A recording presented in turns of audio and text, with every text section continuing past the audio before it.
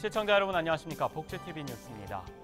지난 18일부터 23일까지 14개국 100여 명의 선수들이 모인 2015 보치아 서울국제오픈대회가 막을 내렸습니다.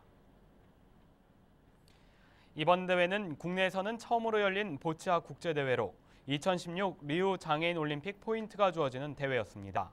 대회라는 이름이 붙여져 경쟁을 했지만 정상급 선수들이 한자리에 모여 서로의 경기를 지켜보고 응원하는 자체가 더 의미 있었던 대회.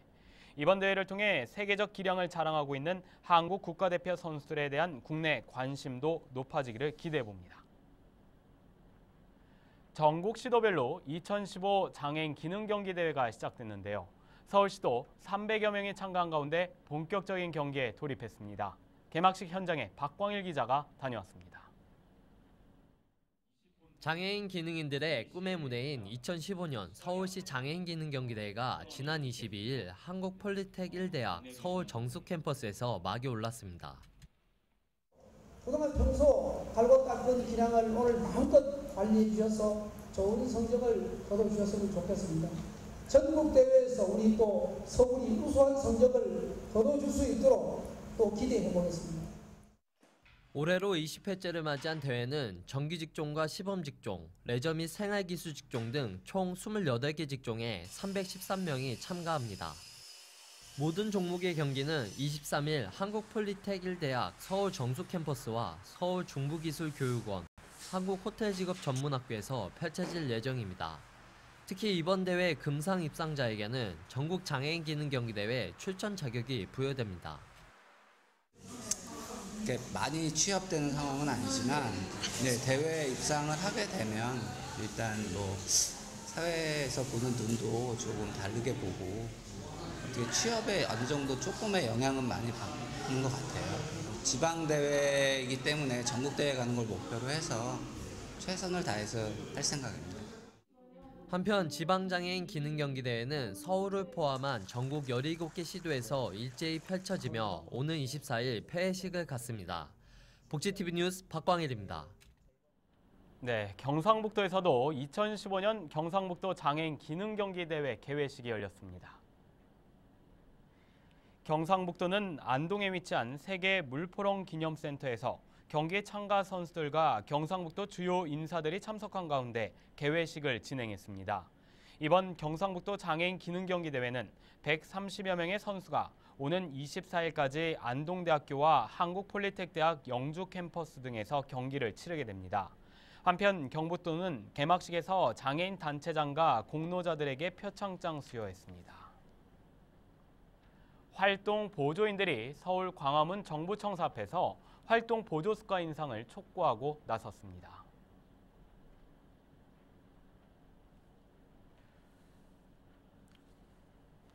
전국 장애인차별철폐연대와 전국 활동 보조인 노동조합이 최저임금에도 미치지 못하는 활동 지원 수가의 현실화를 촉구하는 기자회견을 열었습니다. 기자회견에서 활동 보조인들은 내년도 최저임금이 8.1%로 잠정 인상됐기 때문에 이 수준에 맞추려면 활동 보조 수가는 만 원 가까이 인상돼야 한다고 말했습니다. 또한 최저임금 인상률 이상으로 활동 보조 수가가 인상되지 않는다면 활동 지원 기관은 기관 운영을 포기할 수밖에 없는 상황이라고 주장했습니다. 한국장애인미술협회가 창립 20주년을 맞아 기념 전시회를 열었습니다. 다양한 장르의 작품들을 한 자리에서 만나볼 수 있다고 하는데요. 현장에 정유린 기자가 다녀왔습니다. 도무지 어울릴 것 같아 보이지 않는 번개와 무지개의 만남. 알록달록 화려한 색감이 어두운 밤 배경과 만나 오묘한 분위기를 자아냅니다. 세상을 향해 몸부림치고 있는 호랑이에게선 강인하고 당당한 기운이 모두에게 전해지길 바라는 작가의 마음이 느껴집니다. 저도 강하고 싶어서 호랑이를 택했고 힘드신 분들 저를 보면서 또 이 그림을 보면서 호랑이처럼 강인하게 힘내시라고 그렇게 말씀을 드리고 싶어요. 장애가 있는 문화예술가들을 지원해온 한국장애인미술협회가 창립 20주년을 맞아 마련한 기념 전시회. 개관 행사에서는 그간 협회의 발전과 함께한 미술가들에게 감사패와 공로상 등의 시상식이 진행됐으며 내빈들의 축하 메시지가 이어지기도 했습니다.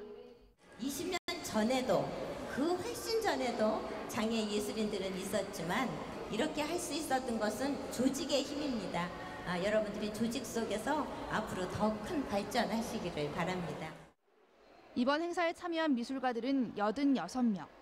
전시회에선 서양화와 한국화, 서예 등 다양한 장르의 작품 114점을 만나볼 수 있습니다. 특히 장애인 미술가라고 해서 다른 것이 없거든요. 또 미술 작품이 다른 비장애인과 다름이 없습니다. 그러니까 오셔서 관람하시고 또 격려도 해주시고 조언도 해주시고. 한편 이번 전시와 연계된 희망 키움 경진대회는 오는 10월 초 열릴 계획입니다. 복지TV 뉴스 정유리입니다. 대표적인 구황 작물인 고구마는 꽃이 잘 피지 않습니다. 얼마나 구경하기가 힘들면 이 100년에 한 번 볼 수 있는 귀한 꽃이란 표현도 가지고 있습니다. 그런데 최근 전국 각지에서 이 고구마 꽃이 피고 있습니다. 김소영 기자입니다. 온통 초록 물결인 고구마 밭에 연보라 꽃이 피었습니다. 얼핏 보면 나팔꽃을 닮았지만 고구마 꽃입니다. 구황작물인 고구마는 꽃을 잘 피우지 않습니다. 그래서 한 소설가는 100년에 한 번 볼 수 있는 귀한 꽃으로 표현하기도 했습니다. 하지만 최근 고구마 꽃이 전국 각지에서 심심치 않게 발견되고 있습니다. 경기도 파주와 고양, 경남 밀양과 경북 영덕 등 꽃이 핀 지역도 다양합니다. 고구마는 따뜻한 기후를 좋아하는 식물입니다. 원산지인 남아메리카는 아열대 기후로 고구마 꽃이 흔히 핍니다. 반면 사계절이 뚜렷한 우리나라에서는 그동안 보기 어려웠는데 연일 무더위 날씨가 지속되면서 꽃을 볼 수 있게 됐습니다. 가뭄이 길어지는 마른 장마와도 상관이 있습니다. 흙 속에 수분이 부족해 뿌리로 가야 할 영양 공급이 원활하지 않을 때 종자 번식을 위해 꽃을 피우게 됩니다. 고구마 밭에 활짝 핀 꽃을 본 주인은 꽃말처럼 국민에게 행운이 깃들기를 기원합니다. 이런 꽃이 전국적으로 많이 피면은 나라에 좋은 일도 생기는데 이건 제 농장에 온 것 같아요. 근데 저한테 행운이 굉장히 많이 쏟아진 것 같아서 이 행운을 여러분들하고 공유하고 싶어서. 복지TV 뉴스 김소연입니다.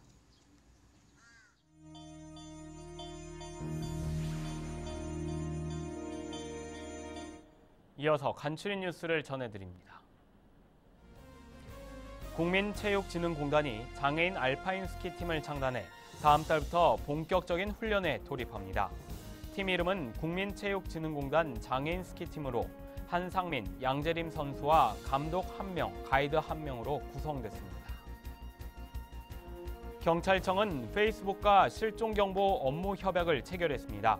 따라서 앞으로 페이스북 위치 기반 실종 경보는 실종 아동이 발생했을 때 인근 지역 페이스북 사용자의 뉴스피드에 실종 아동 정보와 사건 개요를 띄어 신속한 제보를 유도하게 되고, 경찰청은 실종 경보를 발령할 경우 실종 아동의 사진, 이름과 신상 정보, 발생 개요가 페이스북에 제공돼 일정 지역 내에 페이스북 사용자 뉴스피드에 표시되게 됩니다.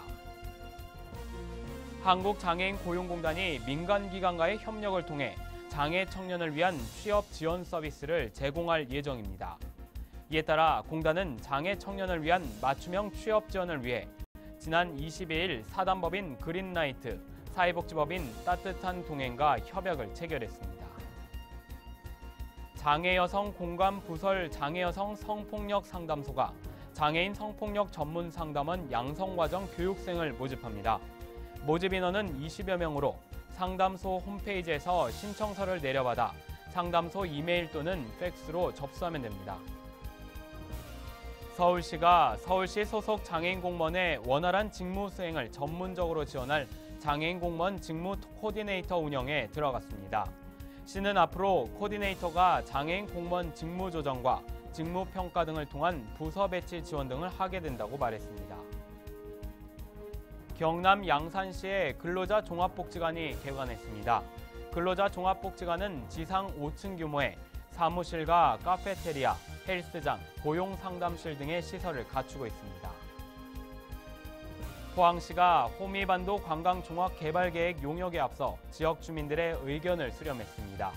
시는 호미반도권 관광종합개발 용역을 의뢰하고 앞으로도 정기적으로 주민 의견을 수렴할 예정입니다. 복지TV 최규옥 회장은 본사에서 경기 동부지사에 최규봉 동부지사장을 임명했습니다.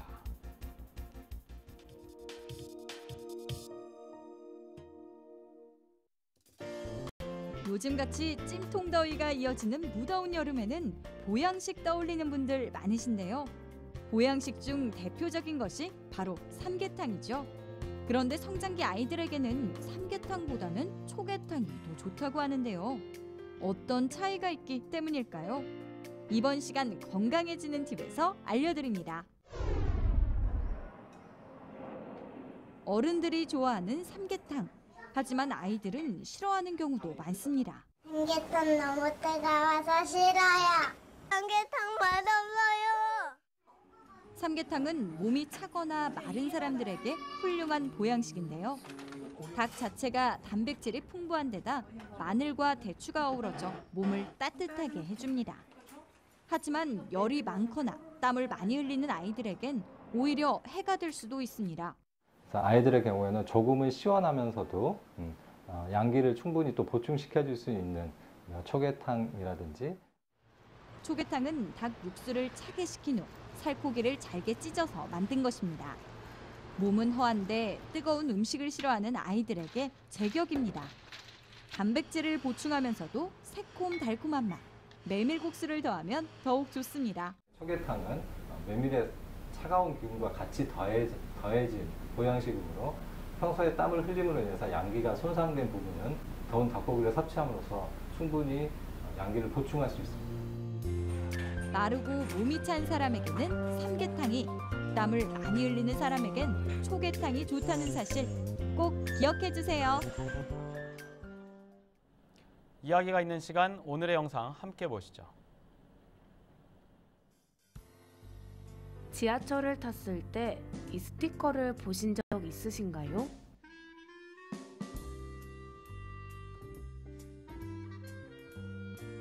임산부 배려석.